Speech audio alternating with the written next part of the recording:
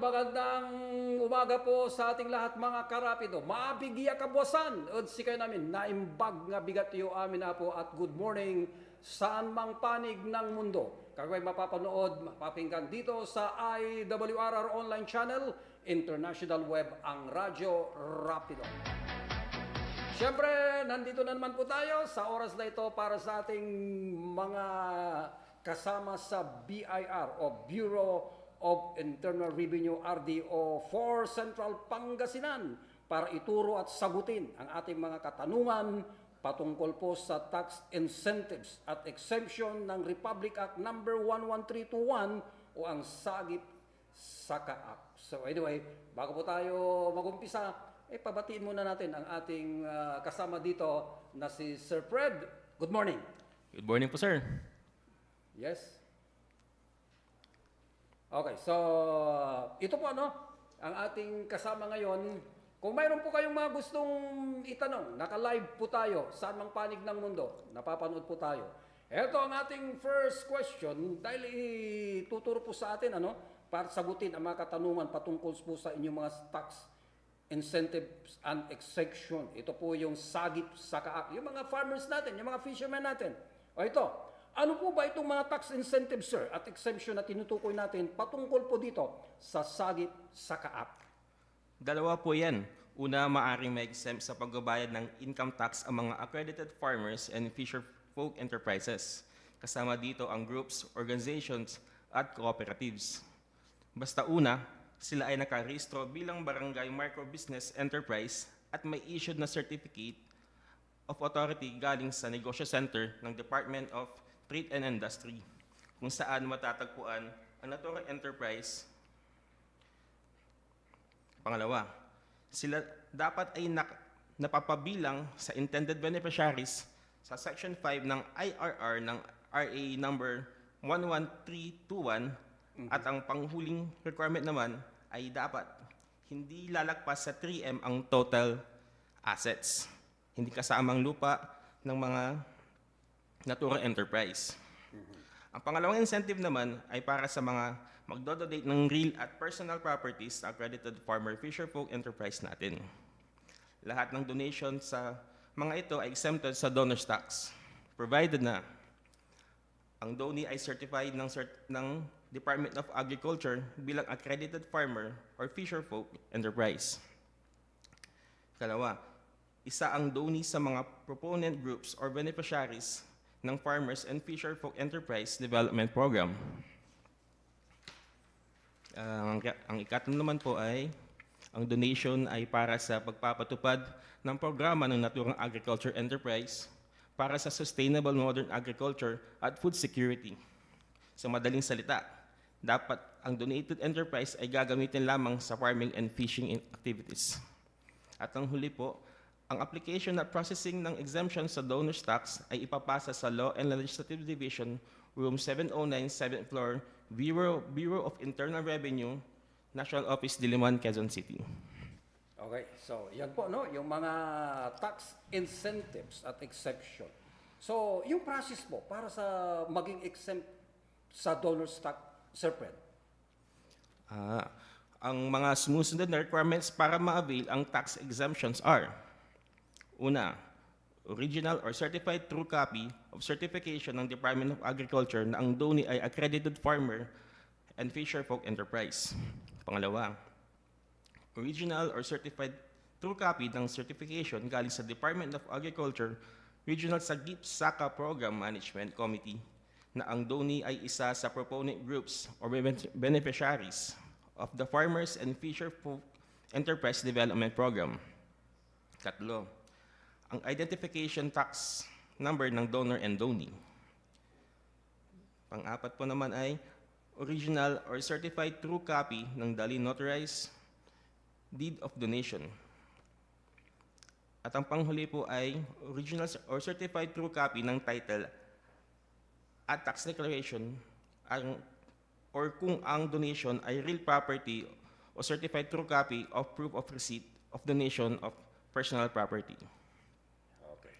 So, haba, Maraming exemption din. Pero, kailangan pa ba nilang magparehistro sa BIR, sir? kahit maliit lang ang kanilang negosyo? Opo, kailangan pa rin po ng registration sa BIR para maging legal at maka-avail ng tax incentive and exemptions. Lalo na kung gusto po ninyong maging supplier ng LGU o ahensya ng gobyerno, makatanggap ng loans o donation, mag-avail ng tax exemption. Okay. So, kung exempted na ang accredited farmers o fisher po, kailan ba nilang mag-file din ng kanilang tax return, sir? Opo, kahit na exempted na po sila, kailangan pa rin po nila mag-file ng income tax return dahil ipinapakita nito na mayroon kayong kita or income pero exempt at kayo ay sumusunod sa batas ng tamang documentation. Tandaan po, kahit exempted, kailangan pa rin po mag-file dahil kung hindi po kayo mag-file, may kaakibat po itong penalty. Ayun. So, wag mong sabihin, exempt ako naman eh. Di na ako magpa-file ng income tax return. Di ba, Sir Fred? Opo, kailangan po din po mag-file na kahit zero pa yan, kahit exempt pa yan. Ano mangyayari? May penalty. Malaki. Regarding naman po sa penalty, ang mga officer of the day po natin ang mag-evaluate po dyan sa office. Kaya kayo mga farmers mga fisher folks, baka purkit exempt ka na, hindi ka na mag-file ng income tax return mo, mapipinalty ka, magbabayad ka uli. Okay. So, sa iba nating pag-uusapan, ngayon naman, isusunod natin, ibabahagi atong ease of paying taxes law. Itong AOPT ng Republic Act 11976. Sir, ano po ang ibig sabihin sa simpleng salita po? Itong EOP, ito o Ease of Paying Taxes Law. Ayun po. So, ang Ease of Paying Taxes o EOPT Law o Republic Act number 11976 ay ipinatupad upang gawing mas simple, accessible at transparent ang pagbabayad ng buwis. Ang batas na ito ay ginawa para sa mas mapadali pa ang pagbabayad ng buwis dahil ang gusto ng ating gobyerno ay mabawasan ang kakomplikadong proseso at mas gawing convenient para sa mga taxpayer ang pagkipag-transact kay BIR. Ayun. So, siguro through online. Sir, Fred, ano? Opo. Pwede na po online. So, ano-ano pong mga pangunahing pagbabago o benepisyo ng batas na ito? Marami pong pagbabago. Pero ito po yung mga significant provisions ng batas na ito. So, yung una, may mas malinaw na po ang classification ng taxpayers. So, meron dyan ang micro-taxpayers. Yung mga may kita o benta na hindi lalagpas sa 3 million sa isang taon. Meron din dyan mga small taxpayers na may benta mula 3 million hanggang 20 million. Susunod naman po dyan ay meron din tayong medium taxpayers na may benta mula 20 million to less than 1 billion. At ang panghuli naman po ay yung tinatawag natin large taxpayers, yung may mga 1 billion pataas na benta. So, ibig sabihin nito, mas malinaw na ngayon kung saan ka nabibilang dahil ang EOPT law ay nagbibigay ng magaan na proseso sa mga maliliit na negosyo, habang maayos at sistematikong paraan naman para sa mga malalaking kumpanya. Okay. Ganda pala ng pagbabago yan, sir, no? So, alam ko na may mga bagong patakaran din, gaya ng hindi na kailangan ng annual registration fee. Totoo po ba ito? Yes po, totoo po yan. Tama po. Wala na po tayong annual registration fee. So, ayon sa Revenue Memorandum Circular number 14-2024, starting January 22, 2024, hindi na po nangko-kolekta si BIR ng annual registration fee na 500 pesos. Ibig sabihin, wala ka nang babayaran na annual registration fee taon-taon. Isa ito sa mga hakbang ni EOPT para mabawasan ang gastusin at abala sa mga taxpayers. And I think napakalaking tulong po nito. So, napakalaking tulong talaga yan, lalo sa mga maliliit na negosyo, sir, no? Meron pa bang ibang ginhawang hatid ng batas na ito? Opo, meron pa po. So, for example, sa mga times naman na hindi nakapag-submit on time ng mga report o return ang taxpayer, napapatawan sila ng tinatawag nating penalty.